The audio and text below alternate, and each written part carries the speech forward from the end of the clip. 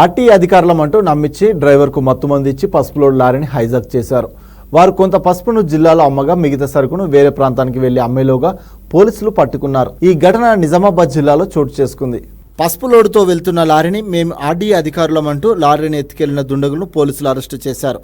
నిజామాబాద్ జిల్లా కేంద్రం నుంచి 2 రోజుల కిందట పసుపు లోడుతో బయలుదేరిన లారీ గుంటూరు చేరాల్సింది.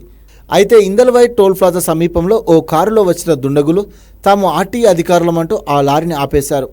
డ్రైవర్కు మత్తుమందు ఇచ్చారు. అతను స్పృహ కోల్పోయిన తర్వాత అతన్ని కిందకు దించేసి లారీని హైజాక్ చేశారు.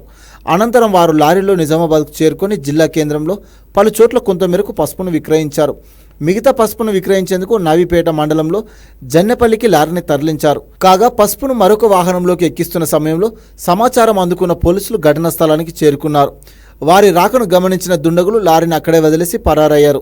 పోలీసులు 50 లక్షల విలువ చేసే పసుపు లారీలో ఉన్నట్టు గుర్తించారు. కేసు నమోదు చేసి దర్యాప్తు చేపట్టారు పోలీసులు.